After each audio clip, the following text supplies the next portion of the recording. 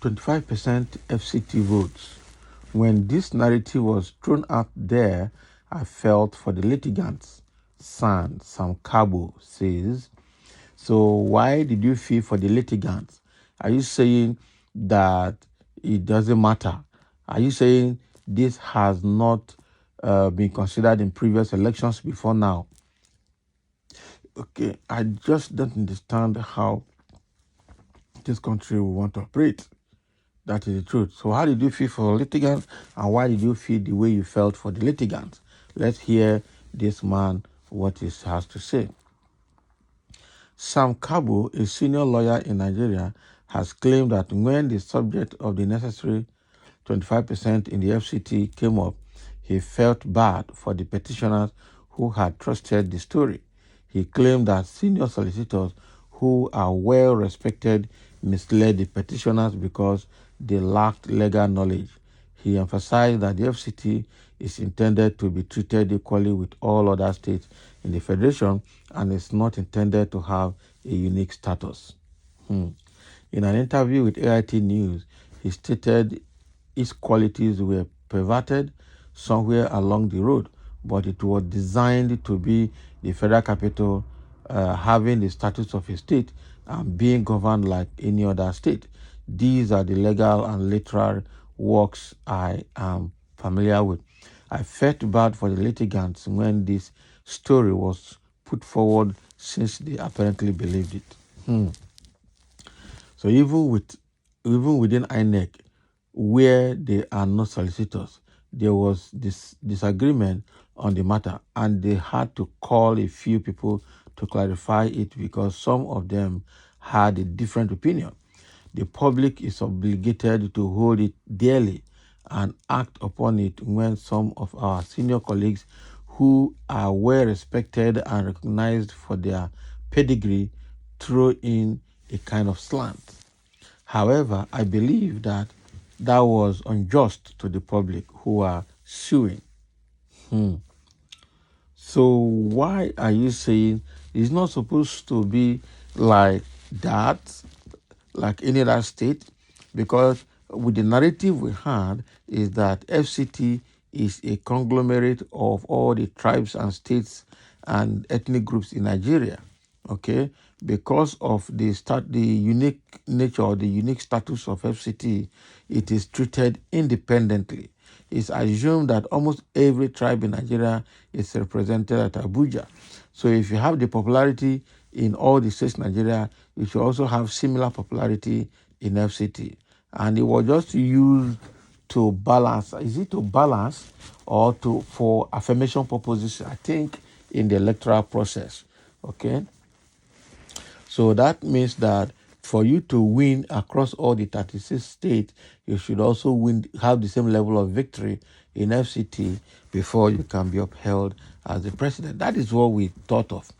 But now that the judiciary is turning everything upside down, or they have made an amendment to the law just within themselves at the executive level without the public knowing, we don't know. But what Kabo is saying here is that it was disappointing for the whole world to believe that FCT will have a unique status or, determine the way election goes. Quite unfortunate. Okay, so now that they said FCT doesn't have a special status, it's just like any other state in Nigeria. Should Wike now be removed?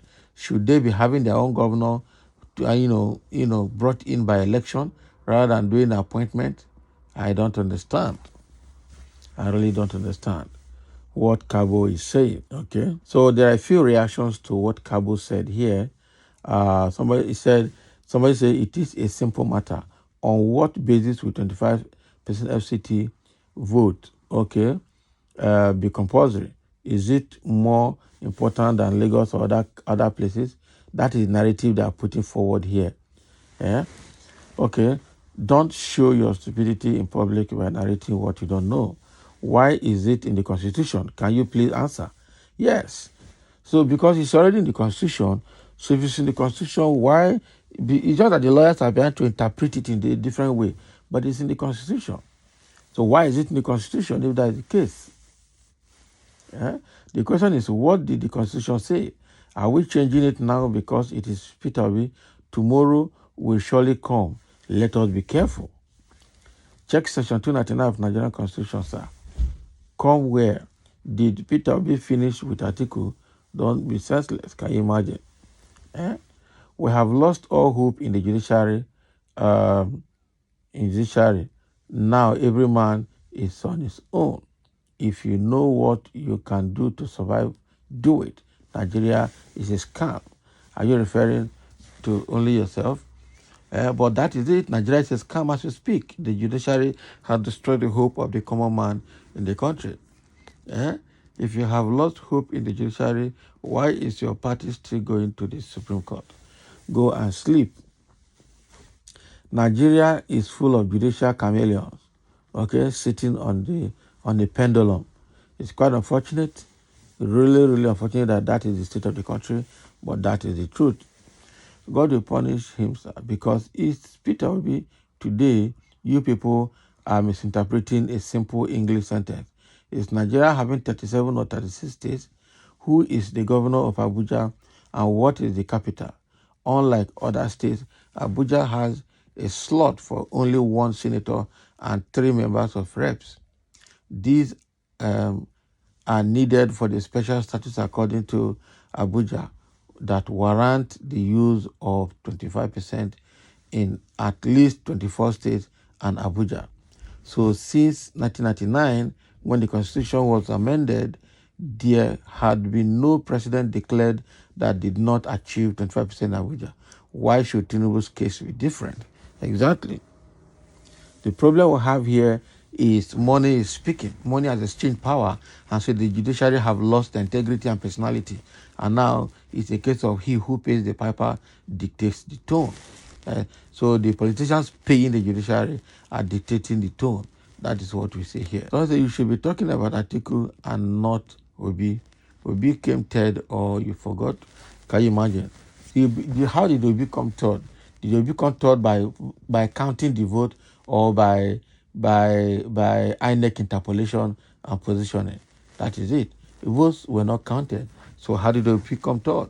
That is why we're saying that whatever INEC published, it shouldn't be valid because it didn't follow the due process. And somebody say, why are some Nigerians so emotional to reasoning?